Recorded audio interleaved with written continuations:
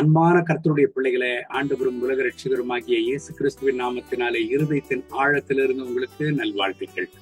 யோசுவாவின் புஸ்தகம் 3ஆம் அதிகாரம் 5வது வசனத்தை வாசித்து இந்த நாளுக்காக நாம் ஜெபிப்போம். யோசுவா ஜனங்களை நோக்கி, உங்களை பரிசுத்தம் பண்ணிக்கொள்ளுங்கள், நாளைக்கு கர்த்தர் உங்கள் நடுவிலே அற்புதங்களை செய்வார் என்றான்.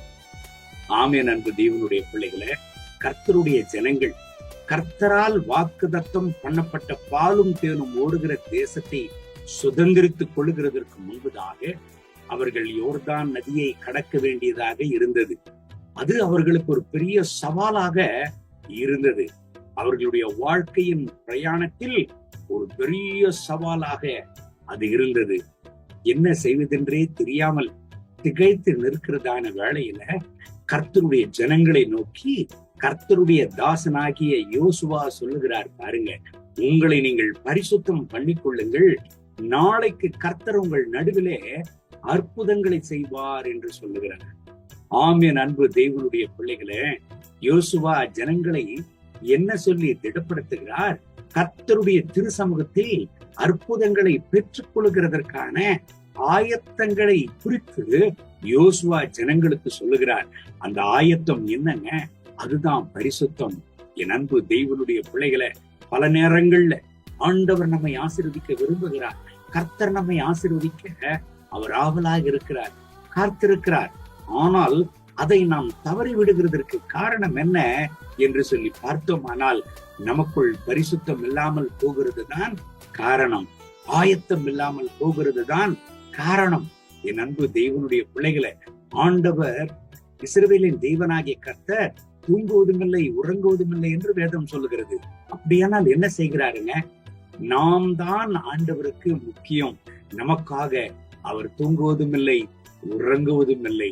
அவருடைய முக்கியத்துவமே நம்ம தான். ஆனால் அப்பேற்பட்ட தேவனிடத்தில் இருந்து அற்புதங்களை நாம் பெற்றுக்கொள்ள வேண்டுமானால் ஒரு கண்டிஷனை யோசுவா சொல்லுகிறார் இந்த இடத்துல. என்னங்க அது? பரிசுத்தம், ஆயத்தம். ஆமென். அன்பு தேவனுடைய பிள்ளைகளை, இந்த நாளில, இந்த கால வேளையில இந்த கர்த்தருடைய வார்த்தைகளை கேட்டுக் கொண்டிருக்கிற எனக்கு அன்பான தேவனுடைய பிள்ளைகளை, நீங்கள் என்ன அற்புதத்திற்காக காத்திருக்கிறீங்க? அதிசயத்திற்காக காத்திருக்கிறீங்க? இந்த கர்த்தருடைய வார்த்தை உங்களை தேடி வருகிறது. உங்களுக்காக அற்புதம் செய்கிறவர் அவர் சர்வ வல்லவர். அவர் ஆயத்தமாக இருக்கிறார். உங்களுக்காக அற்புதத்தை செய்யும்படியாக அவர் ஆவலோடு இருக்கிறார். ஆனால் அந்த அற்புதத்தை பெற்றுக்கொள்ளும்படியாக நீங்கள் ஆயத்தமா இருக்கிறீர்களா?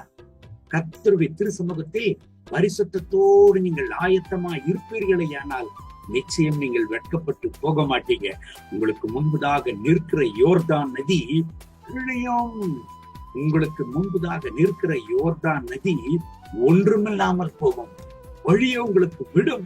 கர்த்தருடைய அற்புதங்களையும் ஆசீர்வாதங்களையும் சுதந்திரித்துக் கொள்ள அது வழியை உண்டாக்கும் என்பதை மறந்து விடாதீங்க. அன்பு தேவனுடைய பிள்ளைகளை, கர்த்தர் கட்டாயம் உங்களுக்கு ஒரு அற்புதத்தை செய்வார்.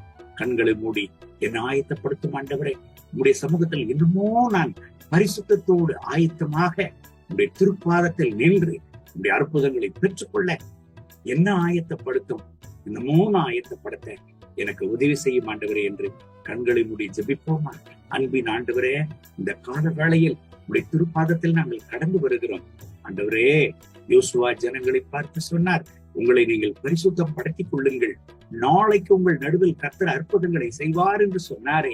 என் தகப்பனே, உடைய அற்புதங்களை பெற்றுக்கொள்ள எங்களை ஆயத்தப்படுத்தும். நாங்கள் என்னமோ ஆயத்தப்படும்படியாக எங்களுக்கு உதவி செய்யும். இன்னமும் பரிசுத்தத்தோடு உடைய திரு சமூகத்தில் காத்திருக்க எங்களுக்கு உதவி செய்யும். ஆண்டவரே, இந்த கால வேளையில் யாரெல்லாம் என்னோடு கூட சேர்ந்து இந்த ஜபத்தில் இணைந்து ஜெபித்துக் கொண்டிருக்கிறார்களோ இவர்களை ஆசீர்வதியும். இவர்கள் துக்கத்தை சந்தோஷமாக மாற்றும். இவர்கள் அற்புதங்களை பெற்றுக்கொள்ள, உங்களுடைய அதிசயங்களையும் ஆசீர்வாதங்களை பெற்றுக்கொள்ள என்னென்ன காரியங்கள் சவாலாக யோர்தான் நதியை போல் இவர்களுக்கு முன்பதாக தடையாக இருக்கிறதோ இப்பொழுதே அவைகளை அகற்றி போடும் ஆண்டவரை. ஒரு அற்புதத்தை இவர்களுக்கு செய்யும், ஒரு அதிசயத்தை இவர்களுக்கு செய்யும்.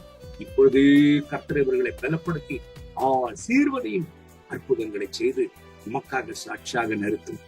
கர்த்தர் அப்படி செய்கிறதற்காக ஸ்தோத்திரம், மகிமை, கனம், துதி உமக்கே. இயேசுவின் நாமத்தில் கேட்கிறோம் எங்கள் ஜெபங்களும் நல்ல பிதாவே. ஆமென். ஆமென்.